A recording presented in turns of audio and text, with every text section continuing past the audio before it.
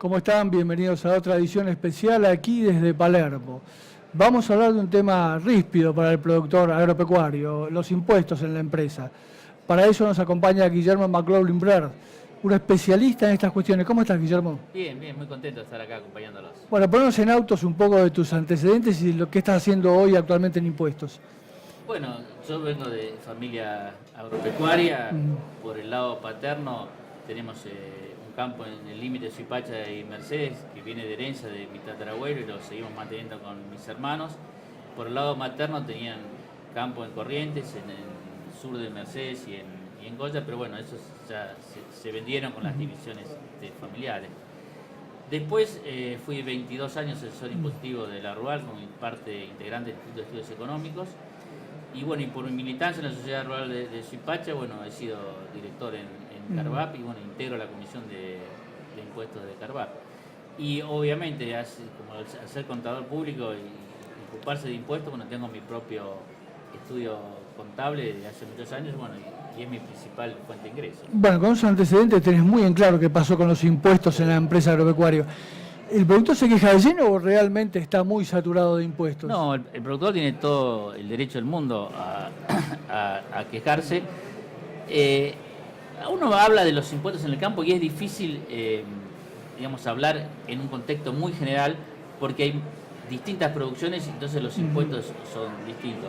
Bueno, pero hay un capítulo especial que son las retenciones, que bueno, que este gobierno, como todos saben, prácticamente eliminó, pero bueno, quedan las retenciones en las hojas, pero bueno, hay un proceso de, no sé si eliminarlas, siempre tengo mis dudas si las van a eliminar, pero sí, por lo menos hay un calendario para reducir. Pero después están los otros impuestos que en general están en todas las actividades del sector, que es ganancias, que es IVA, que son los bienes, los impuestos patrimoniales, que algo se ha reducido, bueno, y lo que hacen las provincias y los municipios, que es el impuesto inmobiliario y las tasas viales, que todo hace un contexto que sea gravoso realmente esos impuestos. Pero el tema no es solamente los impuestos, también está la carga administrativa que significa administrar esos impuestos y un poco el Estado que le pasa la pelota a los particulares, a los productores. Porque, por ejemplo, yo tengo un almacén, vendo y así como pago el IVA por lo que compro, también recibo el IVA. No, pero en el campo, si me dedico a la actividad agrícola, bueno, tengo el famoso registro de operadores de granos, las retenciones que me hacen en el IVA. Y si estoy en el registro, bueno, que me hacen determinada retención. Y si no estoy en el registro, porque no estoy obligado a estar en el registro, bueno, pero me castigan porque me retienen más o la totalidad del IVA y además un 15% de ganancias. Y esas son las cosas que revelan, porque ¿por qué el campo tiene que tener ese tratamiento diferencial? Que uno dice, bueno, pero el IVA es el 21 o el 10,5 es igual para todos. Sí, es cierto, pero si yo tengo una retención y esa retención se convierte en un saldo de difícil recuperación, tengo una carga financiera importante. Y si a eso le agrego la desvalorización de la moneda, bueno, se me licuaron mis artículos, con lo cual hay razones y como este ejemplo puedo dar mucho más. Ahora se creó el registro de productores de carne bovina y otras, bueno, y son todas cargas administrativas que hay que sopesar cuando uno habla de la incidencia que tienen los impuestos en el campo. Y aparte me da la impresión de que muchos son especialmente gravosos porque afectan el ingreso, no sé si me equivoco. No, exactamente. Ingresos brutos se había eliminado para la producción primaria y bueno, después lentamente se ha ido aumentando y es una pesada carga. Si uno arrienda el campo, hay provincias que están locas. 6% o 5% del ingreso bruto es muchísimo, es muchísimo, porque no importa si uno ganó o perdió, sino que es por el ingreso bruto. La verdad que es uno de los impuestos más distorsivos que hay. Se está planeando una reforma impositiva muy importante, está anunciado, bueno, que lo trataría el Congreso, inclusive hay una comisión bicameral para tratarlo, y uno de los temas es ingreso bruto, pero también ingreso bruto no es un impuesto nacional. Entonces hace falta eso, una gran negociación con las provincias, que bueno, por un lado va a estar la coparticipación producto de los impuestos nacionales y por otro lado, bueno, que se reduzcan o que se eliminen impuestos distorsivos como ingresos brutos. Sí, aparte me da la impresión, y creo que es así, que no hay ninguna consideración respecto de distancias al puerto o al lugar de entrega de la mercadería. Es decir, el tipo que está en Salta está muchísimo más perjudicado todavía que alguien que está acá en la provincia de Buenos Aires. Sí, porque todo va en el precio. Claro, El tal precio cual. está regulado internacionalmente Sí, sí. y de ahí vamos para atrás descontando. Y bueno, y cuanto más lejos estemos de puerto, bueno, lo que puede ser rentable en un lado puede terminar hasta perdiendo en otro. Pero sí, es un tema para considerar. Lo mismo los impuestos inmobiliarios. Desde mi punto de vista, o no debería existir el impuesto inmobiliario, o ser algo registral para mantener los catastros, saber de quién es los campos, bueno, esa función. Pero no, resulta que se han vuelto fuentes de ingreso y también son impuestos distorsivos. Y ni hablar de la inventiva que tienen muchos municipios que se les ocurre cobrar tasas por cualquier cosa. Y probablemente hay superposición a veces entre lo que quiere industria, nación, provincia y municipios. Totalmente. Ajá. En el año 30 se planteó esto por primera vez y hay un fallo de la Corte que dice que si los impuestos son más del 30% no solamente es gravoso, sino que es anticonstitucional y no deberían aplicarse estos impuestos. Pero bueno, hecha la ley, hecha la trampa, se le buscó la vuelta. Se refiere eso solamente a los impuestos nacionales. No tiene en cuenta la superposición de jurisdicciones, porque claro, la Corte Suprema Nacional no puede legislar sobre lo que hacen las provincias legislativamente y menos los municipios. Entonces, todos los planteos que se quisieron hacer de exceso de presión fiscal sobre el campo han encontrado esta valla porque es un país federal y bueno, cada cual hace lo que quiere. Es un tema interesante el de la soja. Uno pone un noticiero y escucha siempre algún otro personaje diciendo que para qué le sacaron las retenciones al campo. El campo sigue pagando, en caso de la soja, retenciones muy pesadas. Sí. ¿Coincidís en que son muy pesadas en este momento de precios? Bueno, se ha demostrado, todas las entidades han presentado distintos estudios de este año, yo era uno de los también que luchaba por eso, para demostrar que si el campo no pagaba retenciones, con la plata que en teoría dejaba de recaudar el Estado, se producía una reactivación económica y vía esa reactivación económica, que además de ser reactivación económica da trabajo a la gente, se recauda más que con las retenciones, que lo que hacen es perjudicar la producción y ir a un estadio de cada vez producir menos. Es que yo creo que lo que pasó con maíz y trigo lo ha demostrado. Totalmente, es una prueba más que palpable. También viene el tema que se está discutiendo hoy con el tema de los precios en la góndola, que hay, bueno, hay una distorsión por todas las intermediaciones que hay, de eliminar el IVA a los alimentos. Y yo en realidad estoy en contra de eso. Entonces, ¿cómo está en contra? Estoy en contra No, estoy en contra porque si se llega a eliminar el IVA, va a haber un problema en la cadena, porque el IVA funciona con que yo pago y yo descargo con la venta, pero se corta en un momento y ahí hay un saldo a favor que perjudica a la producción o a un intermediario. Pero el tema es que es una falacia decir que si sacamos el IVA en los alimentos va a bajar el precio de los alimentos. ¿Por qué no? Lo que va a ocurrir es que la porción de IVA que está en el alimento no se va a traducir en una baja al consumidor, sino se va a reducir en un mayor ingreso a los que están en la cadena y no va a repercutir en la producción. O si repercute en un 1 o un 2%. Pero como va a haber una variabilidad estacional de precios, en 2 meses, un mes eso se desaparece. Totalmente. ¿En dónde quedó aquel tema del IVA técnico? ¿Se regularizó? ¿Te lo están devolviendo normalmente?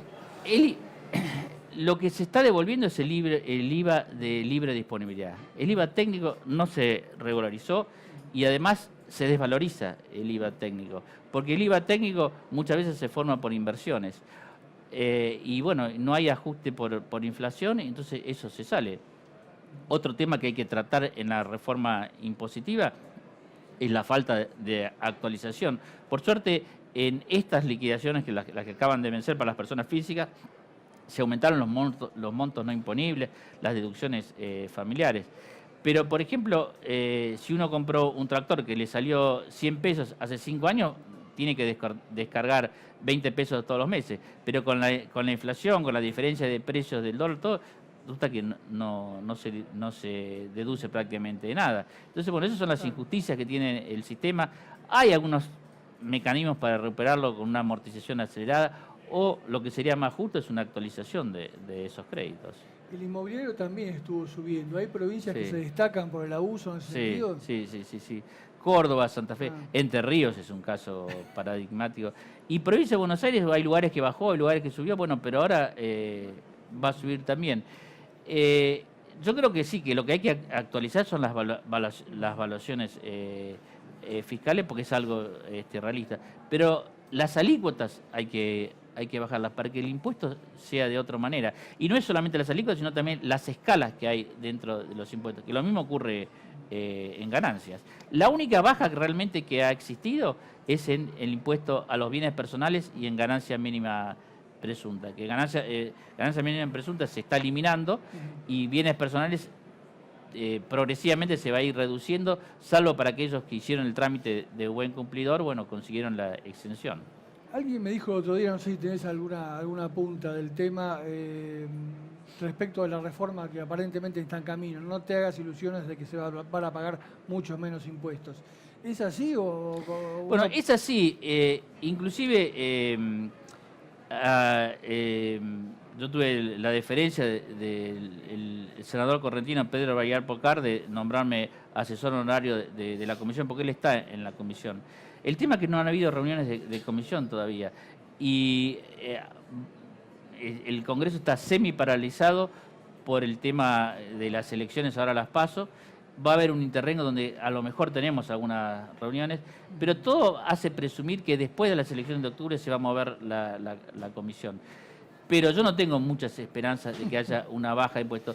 Lo que sí puede ser es que haya un reacomodamiento, que algunas reglamentaciones cambien y bueno, que haya algunos beneficios puntuales. Pero en general no veo mucha reducción de impuestos. Donde sí veo que puede haber es en una reforma laboral, que de alguna manera también incide, con una baja de cargas sociales o con la reinstalación de algunos contratos promovidos o algo, digamos, pero ahí sí veo que puede llegar a haber un alivio de la presión general que soporta el campo, ¿no? Pues en definitiva son impuestos al trabajo. Sí, tal cual. ¿Sabés si el campo en algún momento presentó alguna propuesta respecto al tema tributario de cómo debería ser hacia dónde deberíamos ir? Lo presentó la Mesa Enlace, lo presentó la Rural en su momento, lo presentó CRA, pero claro, todos a los dos gobiernos anteriores, tanto el del presidente Kirchner como el de su señora. Hablarle a la pared. Pero claro, y esas propuestas necesitan tener algún retoque con el nuevo marco que está acá. No se ha presentado, hasta lo que yo sé, a este gobierno, pero sí se quiere participar de la discusión de la reforma tributaria amplia, que se iba a plantear en el 2016, y bueno, el gobierno dijo, no, esperen, tenemos que acomodar las calchas, vamos a ver si lo hacemos en el 2017. Y bueno, y ahora se estaría terminando el 2017 y bueno, no sé si se va a implementar en el 2018. Por lo que dijiste del costo administrativo, al menos una simplificación ayudaría. Menos papeles, menos necesidad de gente para llevar eso adelante. Hay una tendencia a tener menos papeles y se pasa todo a estar computarizado, ¿no es cierto? Hay una agilidad, ha mejorado todo, pero también se tiene que ayornar el productor y sus asesores impositivos para estar al día y no olvidarse de las múltiples presentaciones que hay que hacer. Que eso es lo que también complica. Uno es agrícola y tiene que declarar lo que sembró la cosecha gruesa, lo que sembró la cosecha fina.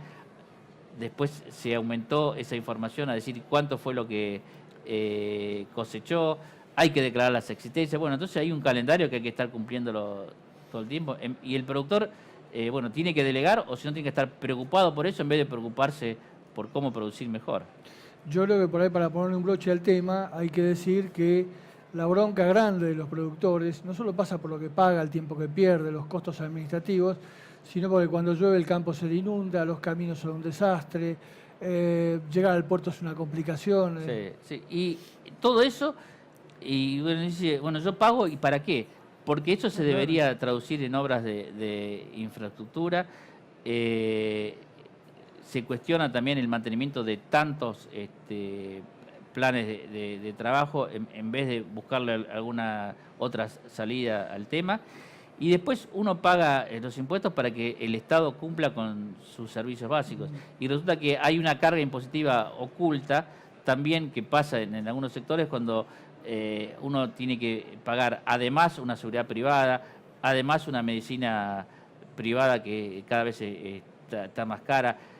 Podemos discutir o no el tema de la escuela privada y de la escuela pública, pero bueno, se supone que en un país ordenado, con los impuestos que uno paga, o pagando un poco más de impuestos, no debería que incurrir en todos esos costos adicionales que no se mesuran como impuestos, pero de alguna forma son cuasi impuestos también.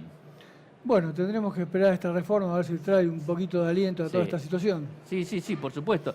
Bueno, hay esperanza que algo sí va a cambiar, pero nos tenemos que hacer la idea que no va a ser inmediata. El gran cambio, ¿no?, fue el tema de las retenciones, y bueno, y ahora la batalla yo creo que también está por el tipo de cambio, que sobre todo está perjudicando o no dejando de desarrollar sobre todo a muchas economías regionales. ¿Confías en que en enero veremos esa caída de las retenciones de soja que viene demorada? ¿Ese recorte? Sí, yo creo que el calendario de reducción eso se va a mover, se va a cumplir, no va a haber cambios. Guillermo, te agradezco habernos visitado. No, siempre es un gusto y hasta cualquier momento. Bueno, quedó absolutamente claro, el productor no se queja de lleno, está sometido a una presión tributaria abusiva en muchos casos y no recibe lo que merece en función de ello. Dejamos aquí, en cualquier momento nos vemos en otra edición especial, seguimos con la programación de Chacra.